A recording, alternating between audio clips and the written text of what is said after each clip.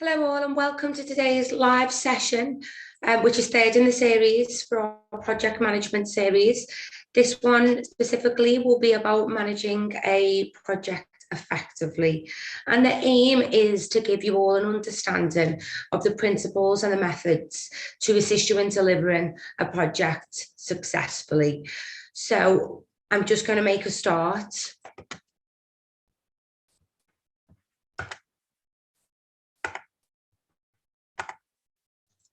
Okay, so let's first start by talking about what the role of a project manager is. Now, a project manager is there from start to finish, from initiation to, the execution stage of a project. And, the main role is for them to be able to achieve that specified goal or scope of the project, and in a structured way. Being able to adapt to any changes and being able to look after the people that's involved in the project. So there are many of responsibilities for anyone who has been a project manager before. It is a big job, whether the project is small or whether it's a huge project. There are many of responsibilities. It is important to be able to have good relationship management, especially in relation to stakeholders. If you looked at the last episode in our series, we talked about stakeholder management and stakeholder assessment and analysis. So, it's really important to be able to develop relationships as a project manager. Now, it is their responsibility to plan the project, the scope, prepare either the business case or the proposal, and plan for any sort of time estimations, cost estimations, resource planning.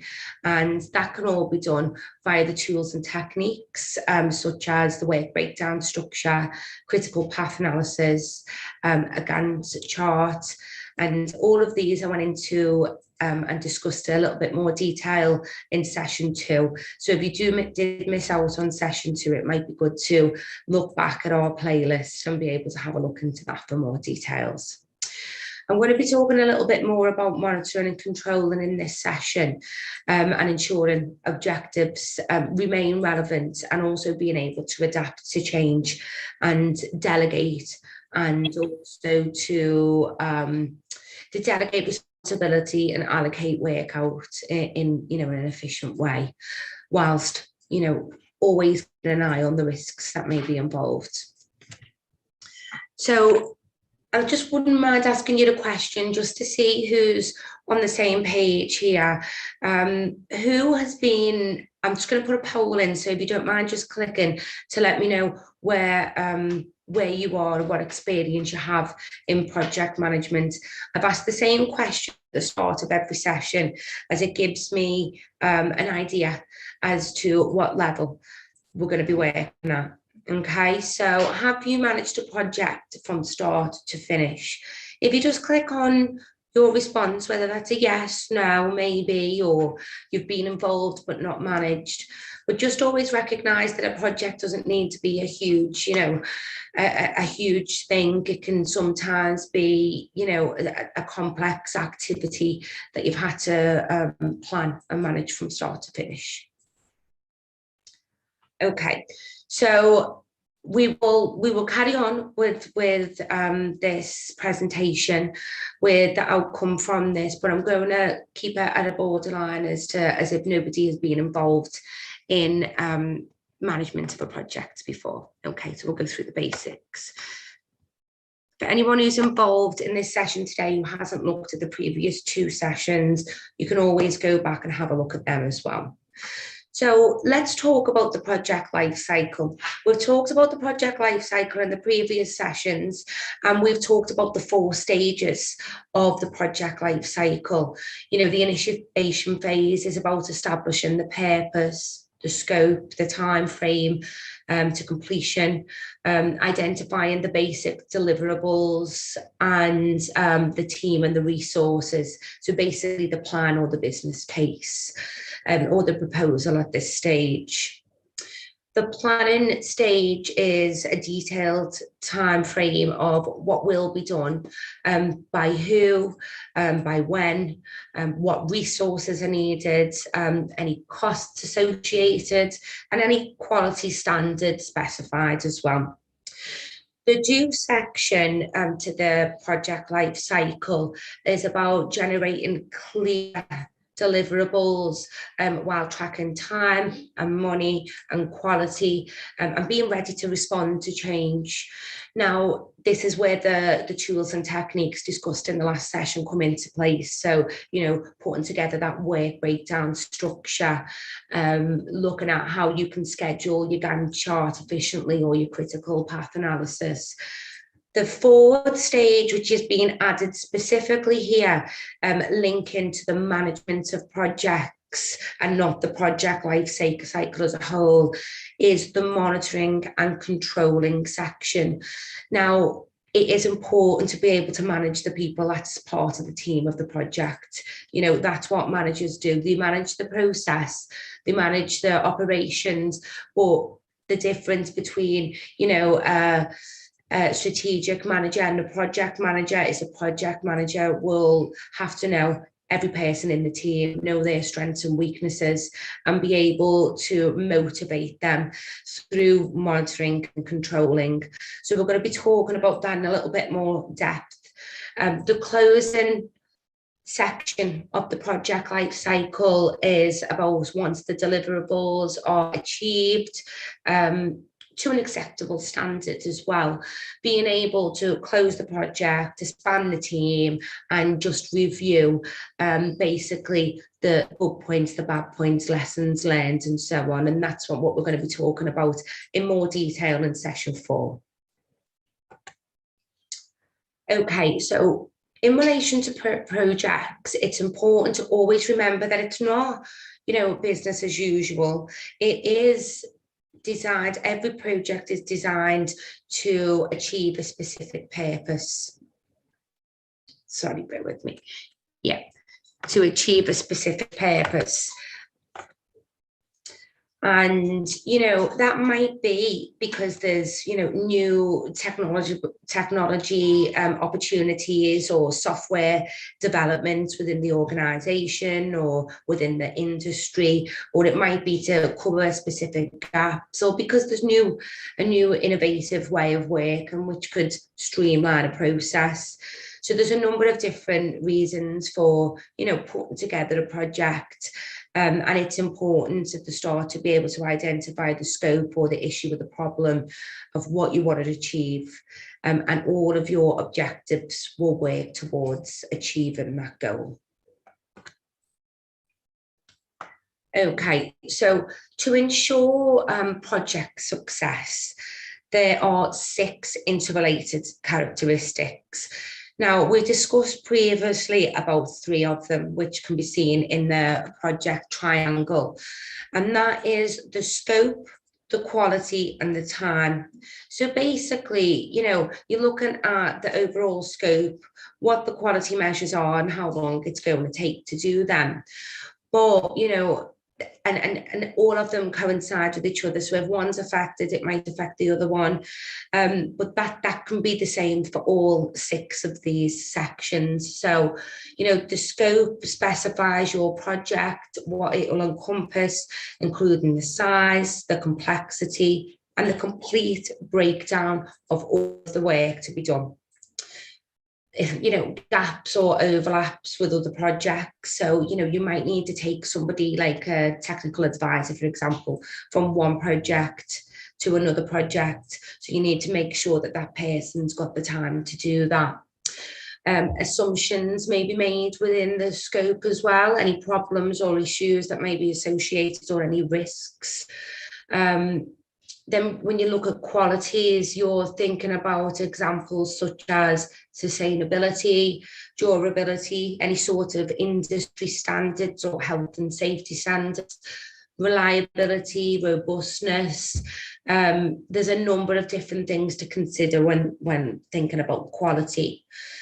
When you're looking at, you're thinking about, Long projects, for example, usually have milestones at each, section of it. It might be, a good idea to review them, but also thinking about how long a task is going to take, by each person. But if, for example, you had twice the many people on the job, would it take half the amount of time?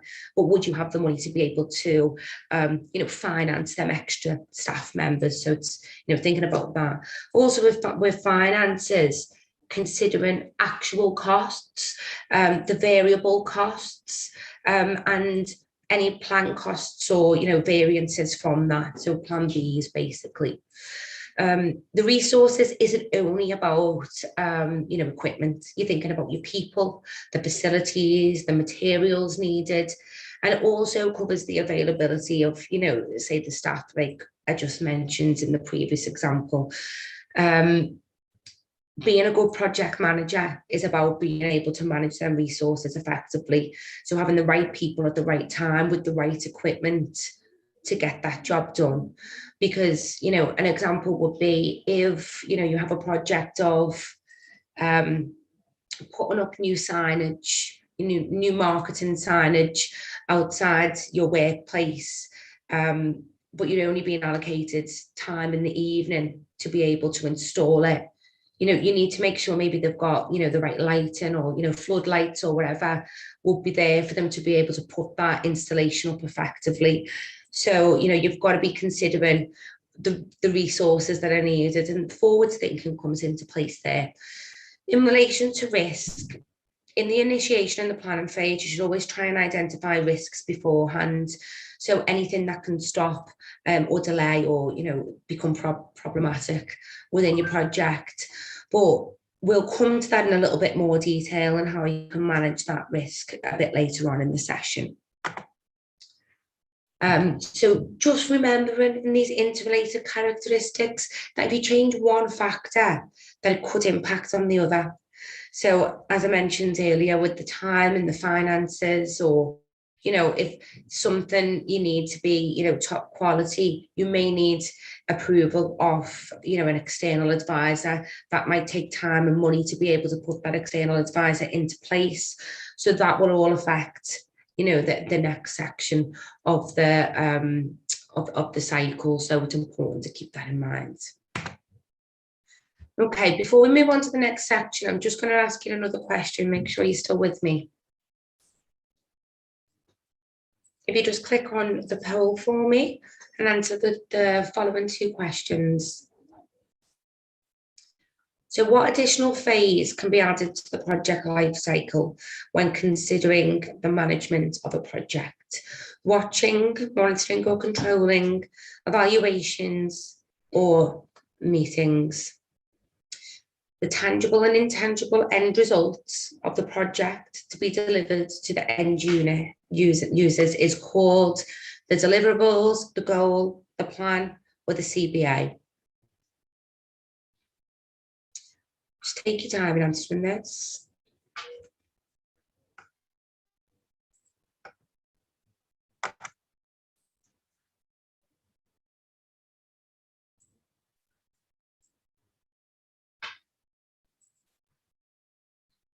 Just wait another minute or two.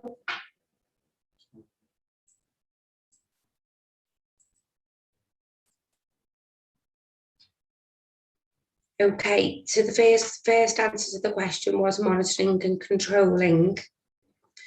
The second, which we all got right, was the deliverables.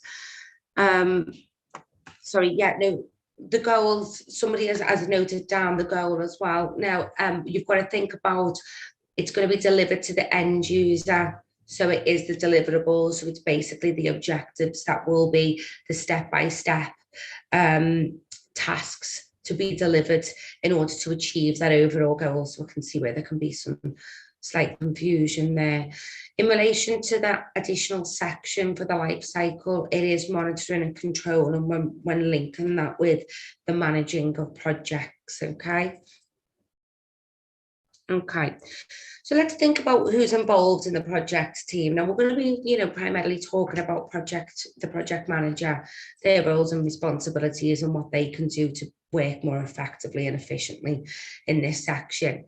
We've spoke about in the first session that the project sponsor is essential in getting the project approved. So they're the people that are usually be funding the project, the people that will be keeping an eye on the project, making sure it's going to plan and there's no variances in costs or time. So it's always good to keep the project manager updated. The team members could be anyone who's involved in the project, even if, they're only involved in the project for, half a day, to maybe click on and approve a specific task before they move on, say for quality purposes. And the end users, they can be seen as the project sponsor as well. They can be seen as key stakeholders. They can also be seen as, customers, if you think about it like that, because you're going to maybe be getting the best out of the project for them. So I've made a note here that, the complex projects are delivered by a large number of people in different roles, and they can sometimes be taken off different teams. So, it's always important within the planning process to ensure that them people are available when you need them. And some look after quality. So it may be that you have an external health and safety executive that comes in and double checks that a new process that you've put in place is fit for purpose. It may be that you have an accountant that comes in and checks and monitors the costs. Or it may be that you have a specialist in, a technical and a software or a technological field that comes in and approves something. So everyone will have their own specific roles, and as a manager, it's important to ensure that everybody knows what they play within the project team. Okay, so these are the most essential elements as a project manager. You need to be able to plan the project. And if you have a really good, efficient, clear, transparent, easy to read project plan, and delivering that project will become quite easy. If your proposal and your implementation plan is clear, each objective and task is clear to see, you're controlling that well with tools and techniques such as, work breakdown structures, Gantt charts, pair charts, anything like that. You'll be able to monitor that and control each phase effectively. Also at this point, communication is essential.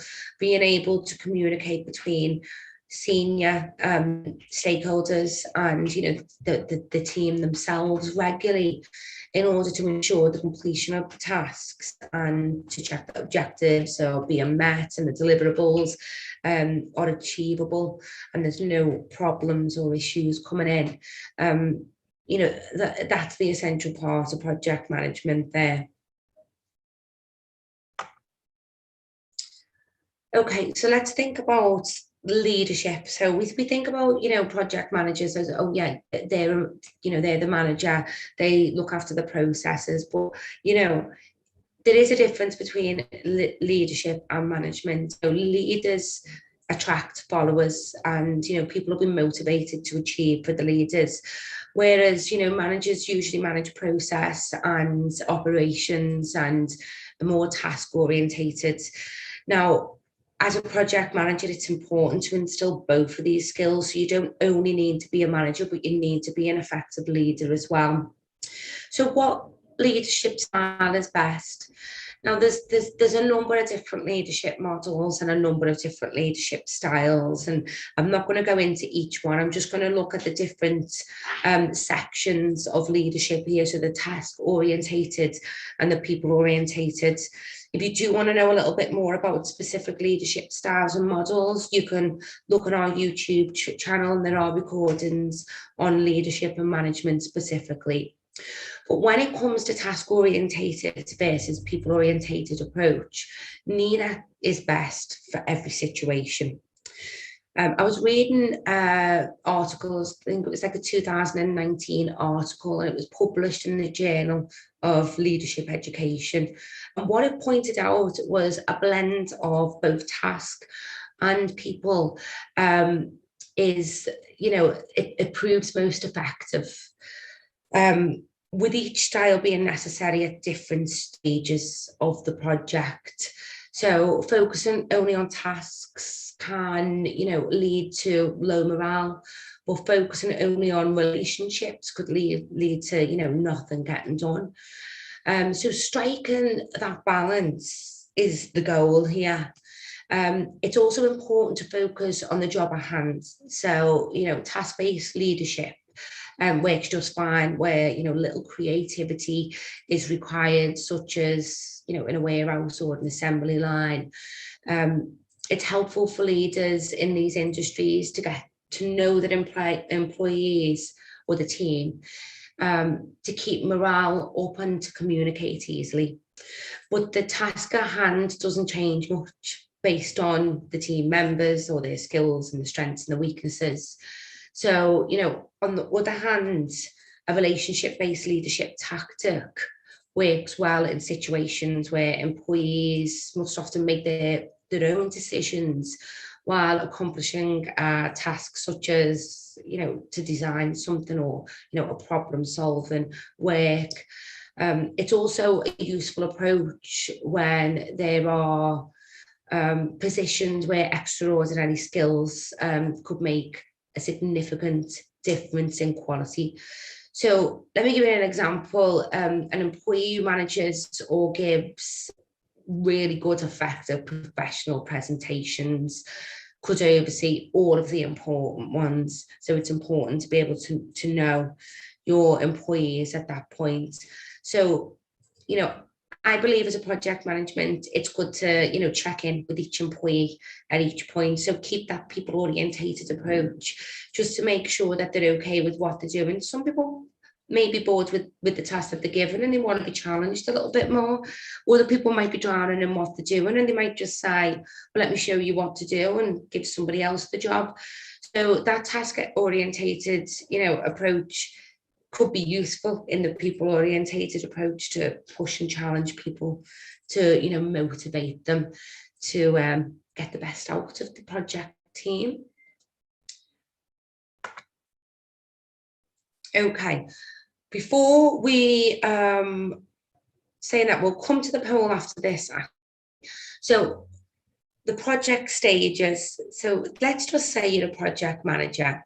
You put your proposal in. It's been approved by the project sponsor. You've got your plan all in place. You've put together your work breakdown structure, your Gantt chart, your critical path. You might even have a peer chart. You might even have a resource allocation report. You've got everything in place. Exactly who's going to be doing what and when. You need to then think about what you're going to be doing with your team. So the project stages was a model that was developed by Bruce Tuckman, who's a psychologist who's renowned in the leadership and management world. Now, he believes that there's 5. Well, he initially believed there was 4 stages to putting a team together. He now believes there's 5. He added the additional one during one later on. But what he believes is you need to basically get your team together at each of these stages. So forming, storming, norming, performing, and adjourning. And at each stage, it develops the team to make them stronger. Okay, so let's talk a little bit about forming. So this can be characterized by, the goals, and then you're forming, telling people exactly what they're going to do, so letting them know their roles. And it's about, at this point, being, polite, cautious, and restrained, but just letting people know what they need to do. But the action by the leader would be to establish commands and control, clarify specifically what the goal is and the scope of the project, and be aware at this point that people might have concerns or they might have ideas. Okay. The storming phase is when people get to the point where they have their opinions. Now, this is important Because if you have 5 people from all different departments working together to achieve one overall goal, one person from one department might not know the complexity of one person's task. So it might be good at this point to be able to get the opinions. Well, how long do you think it will take you to do this task? Do you think it's achievable in this time? Do you think you'll need any additional resources? And it's about the project being open to issues, letting maybe a little bit of conflict between the departments happen so they can be resolved at this point. And, you know, the action by the leader is to expect disagreements, to listen, and be open to ideas and just resolve them differences at this point. The Norman phase is about then developing it can be characterized by developing a common understanding of the project and how it will be run. So, this may be a big meeting, each stage of this might be a meeting before the project actually gets started, to be able to get to grips and understand what everyone's doing in the team. That is quite important. I mean, it's one of the reasons why in the previous session I said, a Gantt chart should be visible for everyone to see, so everyone understands what everybody else is doing. A work breakdown should be visible for everyone to see in the project, so they know exactly the process of what's going to happen and estimations on cost. The transparency at this point, I think, is really important to gain that common understanding of the project. The performing side is characterized by coordinating the team, so adhering to the plans that have been put in place, and the team then becomes less managed and more self-managed by what they're actually going to be able to do, and they can deal with the problems that arise within their departments or for their tasks or objectives. The additional endurance side is basically looking at the project completion. So members leave the team and they take stock, arrange post-project reviews, recognise and appreciate their contributions. The manager should be doing that, but all of the team should be doing that with each other and emphasising the lessons learned. So these project stages of forming that team and having a strong team is essential, really, especially if the team's only working with each other for the first time. And if that team is established well, they may be able to be all put together for the next team. And by finding out the lessons learned from that project, they all may be able to do the next project that little bit more efficiently and effectively. Let me just ask you a few questions before we come on to the Raki matrix.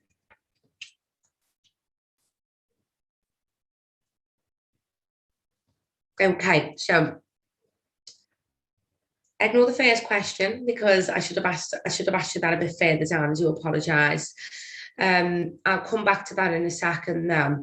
What is the first stage when forming a project team? Is it storming, adjourning, norming, or forming? I'll give it a couple of minutes.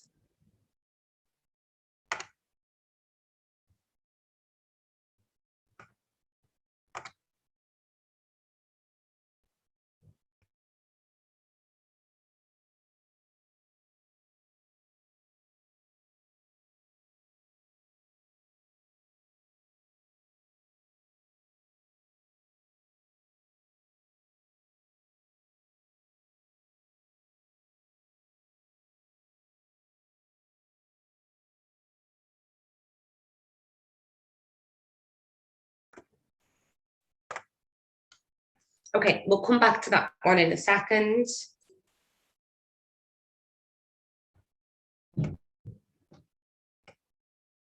Okay, forming, we were all listening and we were all here, so that's brilliant. Okay, so let's talk about the Raki matrix. So if anyone hasn't used the Raki matrix before, it is favoured by me. It's a really, really good tool to use. Now, considering what we just talked about putting the team together, how can we see who's responsible for what? How can we monitor and control who's responsible for what? Now, the Racky matrix is sometimes it's sometimes used as a visual. It's sometimes used for complex projects, and it can be used if a project has a high level of uncertainty, or if there are multiple stakeholders involved. But there needs to be consideration into these specific areas. So, who is responsible for the task? Who's accountable for the task? Who needs to be consulted, and who needs to be informed. So putting together a Racky matrix can help the project manager to delegate the tasks out and make sure the right people are being made responsible for the objectives or the deliverables. Okay. So it also ensures that somebody is checking that that project is complete, really. So making sure the right person is responsible for the task, and being accountable is about, getting the approval of the work. And that might be done, just to check that the task is being done by the project manager, or it might be done by someone in the quality department. And then the consultant is, maybe you need a specialist to come in and verify it. But the informed might be, the person such as the project sponsor, who just needs to know when activities have been done to check maybe the cost is on schedule. So here is an example. Okay, so if we have a little look at this, this is basically just a really basic example of a plan. So the project planning, preparing the documents, meeting the protocols, customer negotiations, assisting customers, preparing a contract and signing the contract. So as you can see by this, you can see who is accountable. So anything with the A, who's responsible. So anything with the R, who needs to be consulted or who needs a consultant there. So that will be the C, and who needs to be, involved, or you need to let them know when the job's being done. So just looking at this now and bringing the poll question back up that I asked previously, looking at who's accountable and responsible for each area, who do we think is the project manager here?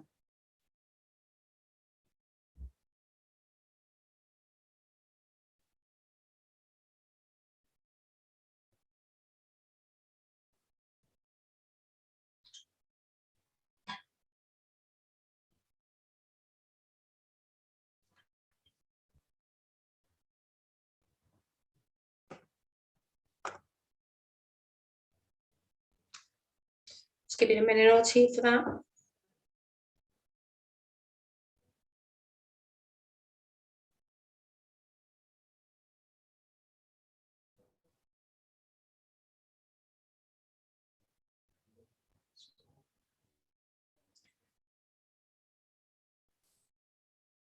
Okay, so some said Madeline and some said Carl. So as you can see, as a project manager, you are basically accountable for every element in the project. So that would be the reason why Carl has got all of the A's there, because he's accountable for everything. He's not responsible for each task because the responsibility comes within the people in the team, but he is accountable for them.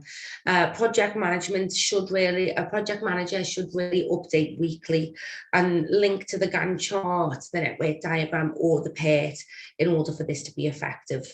Just consider, no accountability means no results. So the benefits are a visual for the team. All responsibilities and accountabilities are crystal clear. All tasks are considered and checked off, so standardized.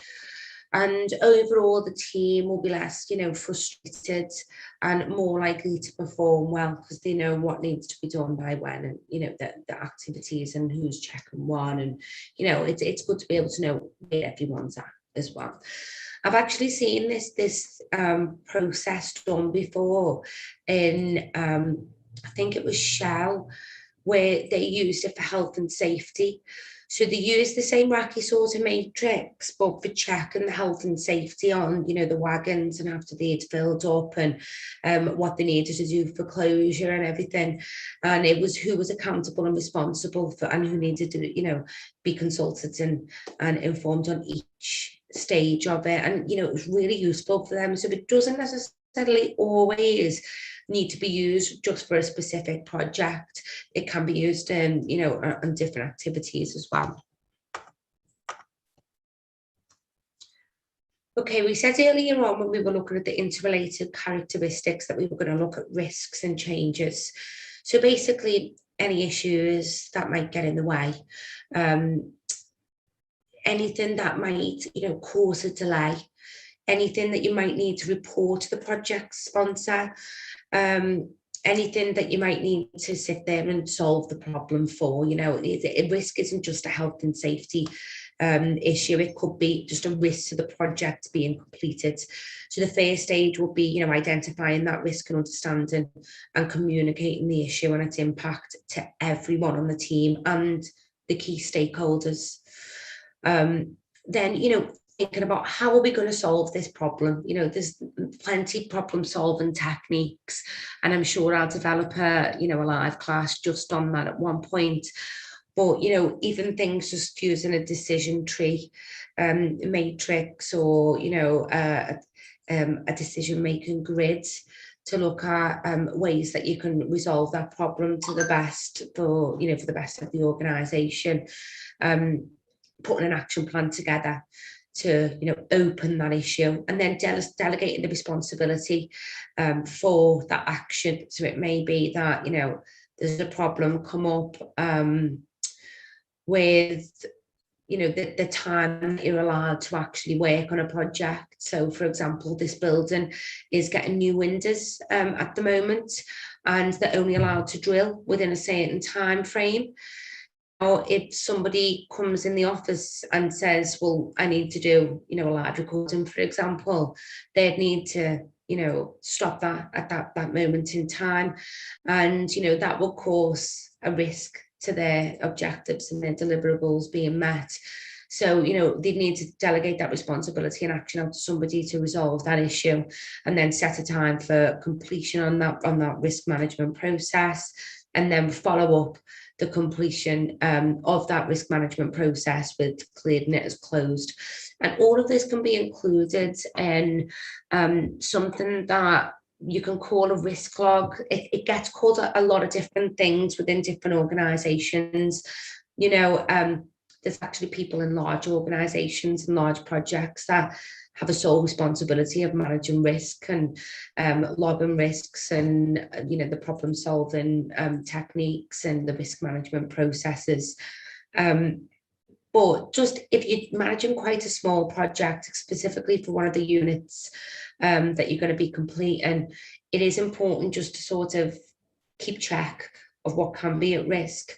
And, sometimes you might need to do a risk assessment on certain areas before you even start a project, but just keeping track and keeping an eye out so you've got that forward thinking there.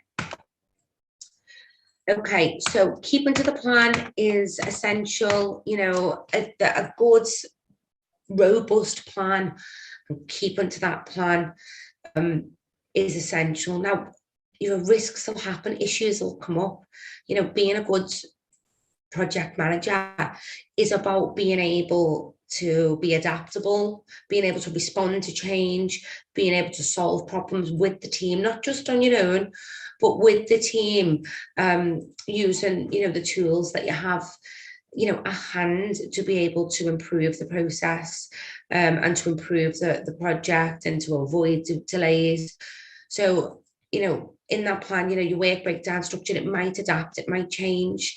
The estimated time might change, it might be longer, it might be shorter. If it's shorter, you're probably very, very lucky and very good at your job, because problems do occur, which usually causes delays. So it's important to account for that in planning.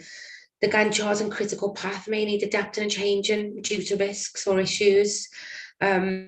And as I said earlier on with the resource management, looking after the people and the finance and that making sure the tools are in place for them is essential and keeping to the plan.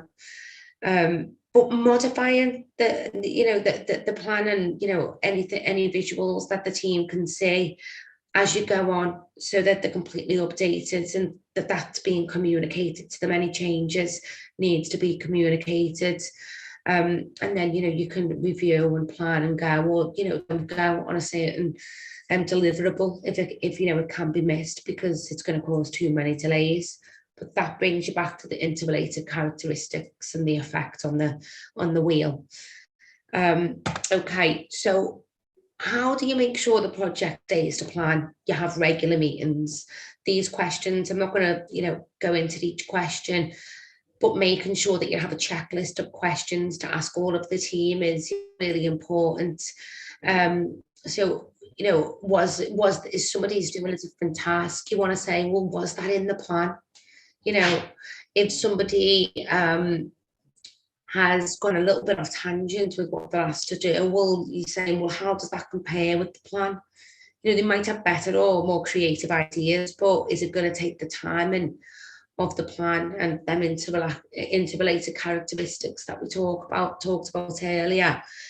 Is it going to take you off tangents, and is it going to delay your project completion date?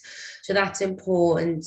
So always having yourself a checklist. You could ask these questions, or you might write yourself a checklist that every meeting you talk about, well, where are you up to on this and how can you do that? And it'll change through industry.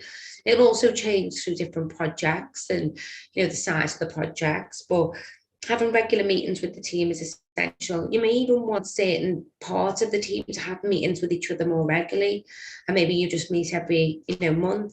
It might be that the project is huge. You might be part of developing a new motorway structure, for example, and there's milestones that everybody needs to meet on in completion of a milestone. So it might be a smaller project, like developing the signage, new marketing signage for outside the building from where you're working. And, you might not need that many meetings with that. It might just be, a marketing team meeting together, the installers meeting together, and then everyone meeting together. So it's important to have a plan to how you're going to monitor the progress of the project. So thinking about the different types of risks and issues that come up, they can differ. You're not only managing process, you're not only managing operations, you're not only managing the resources, but you're managing people as well. So, team members may become ill, and that might be for a long period of time. You may need to, think about recruiting new people due to staff members being sick. There might be missed deadlines because of that, or, that might be due to things that were unforeseen, such as COVID or, Brexit. That links if the supplier does not deliver to plan, that could be one of the reasons. That could be completely out of your hands. The skills might not be available by the team that you've been given, so you might need to outsource, which may come at a greater cost, which links back to them interrelated characteristics again. Can that be, can you afford that? Or will the quality have to be sacrificed? The end user, their wants, that they might change exactly what they want. Usually you try and avoid that happening by getting the proposal, checked, signed off, and the plan cleared. But often it's the case that the deliverable, it might change. It might be that a project needs to be completed by a certain time, otherwise there'll be no more funding. So that all needs to be considered as well. So managing that risk, there's a number of different, tools and techniques that you can use for risk management. This is probably, I think, probably one of the most simplest ones to do.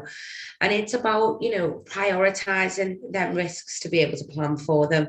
So you've obviously got to be able to identify the risks first, but not only identify them, but think about when they're going to happen. And if it happens, what's the probability of, it being a really, it's going to really impact on the project. And that might be, it might be that it's going to completely stop all the projects from happening, such as the supply issue, for example. If you've got no tools to build a wall, and you've got no supplies, then you obviously can't build that wall. So you've got to think about, well, how likely is that to happen? If a project manager already knows that Brexit's happening, then maybe they need to do an external analysis, maybe using like a pestle, where they look at political, economical, social, legal, environmental, and technological impacts. They might need to do that first before proposing the plan to be able to identify them risks. And then, you could create a table out of this and prioritize them by, thinking, right, well, this is my first priority to look at, medium, high, and then assess that priority in more detail by times in, A by B. So how likely is it to happen, and if it happens, what is the probable impact for the project? So you can times that and get yourself a relative number, and that will give you an outlook as to what you need to look at more. This could actually change throughout the program or throughout the project itself. But it's a good way to be able to look at it, so you can then develop a strategy, so you know whether to always be looking at it, always be, monitoring it, or it could really reduce likelihood of it happening if you're past a specific milestone of the project. You might even be able to consider a way to reduce that impact of that risk. So it might be that you buy all of the resources before the project even starts. So that risk doesn't even need to be monitored no more, because you've got all the supplies you need to build that wall, for example. It might be that you have a contingency plan. So if you're outsourcing from overseas, you may say, well, we can outsource here, but it might cost us more money. But that brings you back then to the interrelated characteristics on that wheel that I spoke about. It was obviously linked with the finance section. Or you might just choose to ignore that risk, because realistically it's not really going to impact on it. It's going to be a really low priority on your list. So yeah, there's a number of different ways to manage risk, but this is probably the most simplest way. So moving on to progress reports. I mean, it's similar to looking at your meetings. If you record all of your minutes of meetings, you can then link them to project reports. You might need that project report for the sponsor. You might need it for a stakeholder, such as shareholder or the customers or suppliers, for example. You need it just to keep all the different departmental heads, their managers, aware of where the project's up to. So it's basically a summary of the project's overall status, and you might look at the key issues, whether that's delays or impacts on costs or any specific decisions that are going to be made that may have changed from the plan. Or it might be that you might to look at future dates, that you may need their staff from different departments, for example, if you're sending it to them. Or it may be that you need additional resources, or that could be staff or tools, and you need to sort of ask for them through the progress report. So it's keeping everyone updated, making sure the project sponsor's always happy, the end user's always happy, and all the teams on the same page. Okay, I'm going to just ask you the final two questions, just to hope that you've took in what I've asked you. And then if you would like to ask me any questions, we will keep open for 5 minutes for Q&A.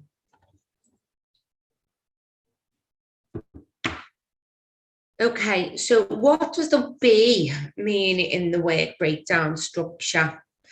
Now, sorry, what does the B mean in WBS?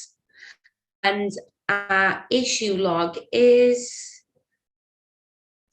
and the final question being, what leadership approach fits best for project planning?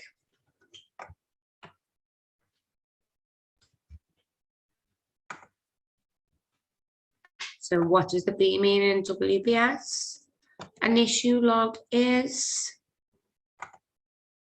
and what leadership approach fits best for project planning and project management?